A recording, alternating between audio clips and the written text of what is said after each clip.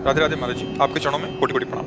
महाराज जी, श्रीमद् भगवत गीता अध्याय 9 श्लोक संख्या 29 में भगवान अर्जुन से कहते हैं कि मैं सबके प्रति समान हूँ, लेकिन जो कोई भक्ति पूर्वक मेरी सेवा करता है वो मेरा मित्र है, मुझ में है और मैं भी उसका मित्र हूँ। महाराज जी, भगवान तो भावग्राही जनार्दन है, तो क्या भगवान की सेवा भाव अनुसार करनी चाहिए या नियमानुसार? दोनों प्रकार की है। जो वैदिक सिद्धांत से चलते हैं वो नियमानुसार चलते हैं, और जो भगवान के प्रेम मार्ग के पथिक वो भावानुसार चलते हैं। और भगवान का जब नियम पूर्वक आराधन होता है तो फिर भाव की प्राप्ति हो जाती है। और कुछ ऐसे प्रेमी जन हैं जो नियम की परवाह न करके भाव से करते हैं, जैसे वृंदावन के प्रेमी जन जो है ना, ये भाव प्रधान है। और अन्यत्र वैदिक सिद्धांतों से भगवान की सेवा होती है, यहाँ प्रेम से होती है। यहाँ कहो 4 बजे सुबह ही भोग लगा दे ठाकुर जी को, जैसे कर्माबाई की खिचड़ी की बना वो भाव। और जो सिद्धांत है, स्नान करके फिर मंगला, फिर ऐसे कर्माबाई सीधे उठती थी, ना कोई स्नान न कुछ, और सीधे खिचड़ी बनाती थी कि रात भर ठाकुर को भूख लगी होगी, और बुलाती तो ठाकुर जी गोद में बैठ करके पाते थे। वैसे भगवान रिझते प्रेम से ही है, नहीं? हाँ, भाव का भूखा हूं मैं, और भाव ही एक सार है। भाव से मुझको भजे तो भाव से बेड़ा पार है। भाव बिन सुनी पुकारे मैं कभी सुनता नहीं, भाव पूरित टेर ही करती मुझे लाचार है। भावोत्सवेन भजताम रस काम धेनुम तम राधिका चरण रेणु महाम स्मरामि। पर जो सिद्धांत नियम से चलते हैं, वैदिक सिद्धांत से, वो भी आखिरी में भाव को ही प्राप्त होते हैं। पर भगवान प्रधानता भाव की रखते हैं।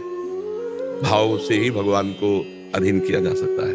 भावोत्सवेन भजताम रस काम धेनुम, भाव में भर करके एक बाजरे की रोटी भोग लगाई तो ठाकुर धन्ना जाट के यहाँ पाए, नहीं? वो वैदिक मंत्रों से भाव नहीं है तो फिर भगवान, भाव को भगवान ग्रहण करते हैं, भावग्राही जनार्दन। पर साधक को तो गुरुदेव नियम देते हैं। हाँ, तो उसी से तो भाव की प्राप्ति होती है। लंबे समय तक नियमावली, हाँ, नियमावली से चले तो भाव की प्राप्ति हो जाती है।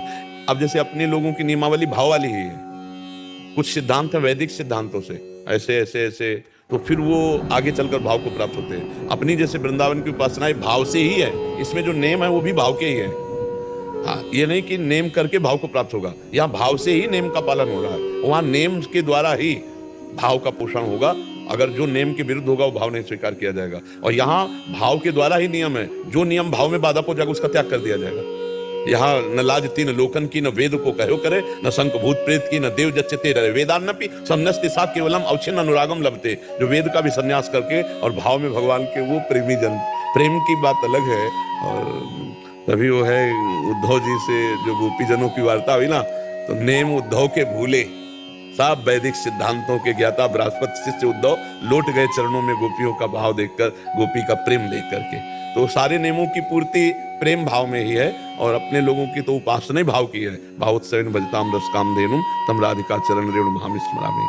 तो दोस्तों, जैसे कि किसी भक्त ने महाराज जी से पूछा कि भगवान को भाव से सेवा करनी चाहिए कि भगवान को नियमानुसार सेवा करनी चाहिए, इस प्रश्न का उत्तर में महाराज जी कहते हैं कि लोग भाव से भी भगवान की सेवा करते हैं और लोग नियमानुसार भी भगवान की सेवा करते हैं। लेकिन हमारे यहाँ वृंदावन में भक्त भगवान की भाव से सेवा करते हैं। बाकी दोस्तों, महाराज जी ने बहुत ही अच्छे ढंग से समझाए, वो तो आपने इस वीडियो में देखा ही होगा। और महाराज जी के मधुर वचन सुनकर आप सभी भक्त भी खुश हुए होंगे। तो दोस्तों, ऐसे पूज्य महाराज जी के एकांतिक वीडियो देखने के लिए हमारे चैनल को सब्सक्राइब जरूर करें और घंटी को भी दबा देना, और कमेंट में राधा राधा लिखना ना भूलना। जय श्री कृष्णा।